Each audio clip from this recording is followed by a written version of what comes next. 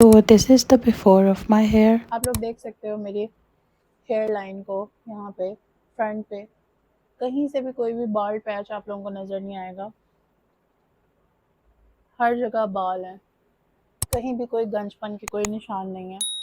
हर कोई कहता है प्रेगनेंसी के बाद आप लोगों के बालों का कुछ भी नहीं बचता। अस्सलाम वालेकुम and welcome to teeny tiny tale. Postpartum hair loss is real. Delivery के कुछ टाइम के बाद आप लोगों के हार्मोन्स जो हैं वो शिफ्ट करते हैं, अपने पुराने वाले लेवल्स के ऊपर वापस आते हैं और उसकी वजह आपके बालों को एकदम से सदमा लगता है और जो बाल हैं आपके वो गिरने लग जाते हैं और आप गंजपन की तरफ चले जाते हैं। मेरी फर्स्ट प्रेगनेंसी थी, मैं बहुत परेशान थी कि मेरे बाल जो हैं वो बिल्कुल नहीं बचेंगे। शादी से पहले तो मेरे बालों का कोई हाल नहीं होता था, बिल्कुल डैमेज थे, हेयर लाइन मेरी बिल्कुल ख़त्म थी, जो मांग होती है उसमें से बाल नहीं थे, बाल पैचेस थे बकायदा। तो उस वजह से मैं बहुत परेशान थी कि पहले बिल्कुल बाल नहीं है और पोस्ट पार्टम में तो मेरे बाल बिल्कुल भी नहीं बचेंगे। लेकिन आज शुक्र है अल्हम्दुलिल्लाह मैं आप लोगों के सामने हूँ और मेरे बाल जो हैं वो बचे हुए हैं। इनफैक्ट मेरे बाल बहुत ज़्यादा हेल्दी हुए हैं पहले के मुकाबले में। मुझे लोगों ने भी कॉम्प्लीमेंट किया कि यार तुम्हारे बाल तो अच्छे हो गए हैं, पहले तो तुम्हारे बाल बहुत ख़राब होते थे। मैं प्रोडक्ट यहाँ पे रेकमेंड नहीं करूँगी कि कोई सीरम लगाने से हुआ है या कोई शैम्पू यूज़ करने से हुआ है। आप लोगों की हेयर केयर मैटर करती है। हम लोग ये प्रोडक्ट्स भी यूज़ करते हैं लेकिन हम लोग भूल जाते हैं कि जो रूट कॉज है, की वजह से हमारे बाल डैमेज हो रहे हैं, वो तो कुछ और है। आई एम अ फार्मासिस्ट और मैं आप लोगों को गलत गाइड नहीं करूँगी। जो चीज़ मैंने खुद आजमाई है और मेरे लिए काम की है वही आप लोगों को बताऊँगी। तो आज मैं आप लोगों से बात करूँगी 2 सप्लीमेंट्स के बारे में और मैंने अपने बालों को बिल्कुल भी स्टाइल नहीं किया। This is my natural hair texture. Wavy हैं, स्ट्रेट नहीं है, सिर्फ इसलिए ताकि आप लोग देख सको कि रियल टेक्सचर क्या है और कैसे मैंने अपने बालों को जो है वो रेस्क्यू किया है। जो वाइटामिन मैं आप लोगों के साथ शेयर करूंगी वो आप लोगों की हेयर ग्रोथ को भी प्रमोट करेंगे, स्कैल्प की ब्लड सर्कुलेशन को भी बेहतर और पोस्टपार्टम की जो भी न्यूट्रिएंट डेफिशिएंसी है उसको भी कंप्लीट करेंगे। ड्यूरिंग प्रेगनेंसी हम सब औरतों को बताया जाता है कि आप लोगों को फॉलिक एसिड और आयरन अपनी डाइट में लाजमी शामिल करना है। ये है आयरन के सप्लीमेंट्स जिनका नाम है फीफॉल वाइटामिन। एक चीज़ मैं मेंशन कर दूं कि अगर आप प्रेग्नेंट नहीं हैं तब भी आप लोग इसको सेफली यूज़ कर सकते हो। In fact these are beneficial for you. तो इसमें इस तरह के कैप्सूल्स होते हैं। ये एक पूरी डब्बी आप लोग ले सकते हो, 500 समथिंग की होती है और इसमें 56 कैप्सूल्स होते हैं। एक दिन में आप लोगों ने एक ही कैप्सूल जो है वो कंज्यूम करना होता है। और यहाँ मैं नाश्ते के बाद जो है एक फॉलिक एसिड का कैप्सूल खा रही हूँ।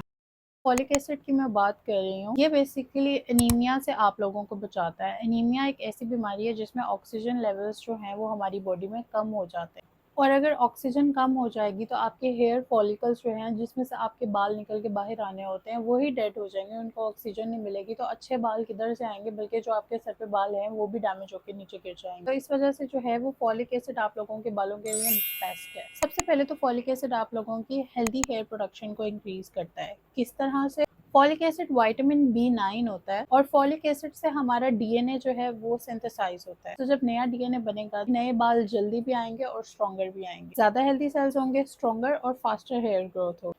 Second, improves your scalp circulation. Folic acid आप लोगों के रेड ब्लड सेल्स को बनाने में हेल्प करता है और वो रेड ब्लड सेल्स जो है वो ऑक्सीजन को कैरी करते हैं आप लोगों के बालों की तरफ, जो कि बहुत क्रूशियल है आप लोगों के नए बाल निकलने के लिए। Better blood flow is equal to well nourished follicles और वेल नरिश्ड फॉलिकल्स में से हेल्दी हेयर ही आए। Number 3, strengthens your hair shaft. Folic acid आप लोगों की प्रीमेच्योर ग्रेइंग को रोकता है जिससे आप लोगों के बाल जो हैं वो ग्रे नहीं होंगे और थिन नहीं होते। आप लोगों का जो हेयर शाफ्ट है वो मजबूत होगा और ब्रेकेज के चांसेस भी कम हो जाएंगे। इसकी वजह से आपके बाल ओवर द टाइम शाइनियर भी होंगे और थिक भी होंगे। फॉलिक एसिड की डेफिशिएंसी की वजह से हेयर थिनिंग भी होती है और एक्सेसिव हेयर फॉल भी होती है, specially after pregnancy and postpartum. Supplements लेने से ये प्रोसेस रिवर्स हो जाएगा और आप लोगों की हेयर ग्रोथ डबल हो जाएगी। अब बात करते हैं उस सेकंड विटामिन के बारे में और वो है कैल्शियम।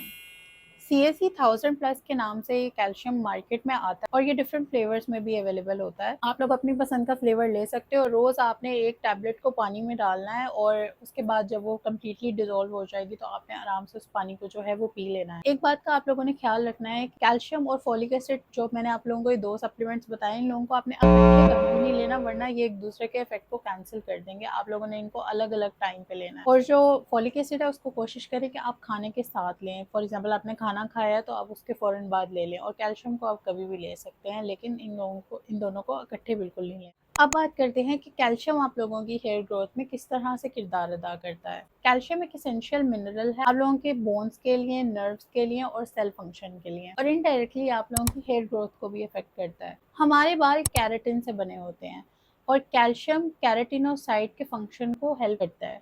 केराटिनोसाइट वो सेल है जिससे आप लोगों के बाल बनेंगे, केराटिन बनेगी, केराटिन प्रोटीन बनेगी। आप लोगों ने केराटिन ट्रीटमेंट का सुना होगा ना, वही वाला केराटिन। और जितना स्ट्रॉन्ग केराटिन होगा उतने स्ट्रॉन्ग आप लोगों के बाल होंगे।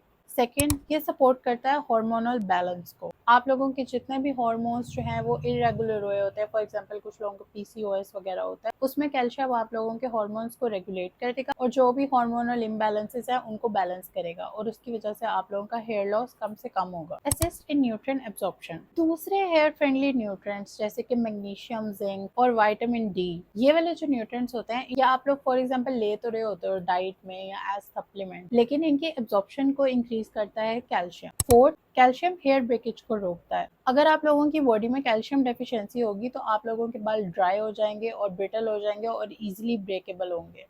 Prevents hair follicle dysfunction. तो अगर आपकी बॉडी में इनफ कैल्शियम होगा तो आपके क्यूटिकल स्मूथ होंगे और ब्रेकेज कम होगी। तो सप्लीमेंट्स को आप स्टार्ट तो कर दोगे लेकिन आप लोगों को कंसिस्टेंट रहना है, तभी आप लोगों को इनके रिजल्ट शो होंगे। 3 मंथ्स के बाद आप लोगों को वाजिया फर्क नजर आएगा। मैंने इन 2 सप्लीमेंट्स को 9 मंथ्स रेगुलरली यूज़ किया है और मैंने एक मेजर डिफरेंस नोट किया है। मेरे जितने भी बाल पैचेस थे वो ठीक हो गए, बालों का वॉल्यूम इंक्रीज हुआ, बाल शाइनी हो गए। तो आप लोगों ने भी इन सप्लीमेंट्स को कंसिस्टेंटली यूज़ करना है। अच्छा, आप लोगों ने सप्लीमेंट्स तो लेने हैं लेकिन साथ ही साथ आप लोगों ने अपनी डाइट भी ठीक रखनी है। ये ना हो कि आप सिर्फ जंक कंज्यूम कर रहे हो। आप लोग दूध पियो जो कि नेचुरल सोर्स है कैल्शियम का। इसके अलावा if you are a postpartum mother तो आप लोगों ने पंजीरी और इस टाइप की चीज़ें लाजमी खानी है, जो कि आई एम श्योर कि बड़े बूढ़े आप लोगों को बताते होंगे। ये भी आप लोगों के बालों और बोन्स को प्रोटेक्ट करने में बहुत हेल्पफुल किरदार अदा करती है। तो आप लोगों ने अपनी डाइट का भी खास ख्याल रखना है और साथ ही सप्लीमेंटेशन जारी रखनी है। एंड आई गारंटी यू कि आप लोगों का हेयर लॉस बिल्कुल खत्म हो जाएगा। अगर आप लोगों को और ग्लो अप टिप्स चाहिए, जेन्युइन साइंस बेस्ड फैक्ट्स और रिव्यूज चाहिए, then subscribe to my channel. अगर आप लोगों का कोई भी क्वेश्चन है तो आप कमेंट बॉक्स में मुझसे पूछ सकते हैं। शेयर इट विद एनीवन जो इस मुश्किल से गुजर रहा हो।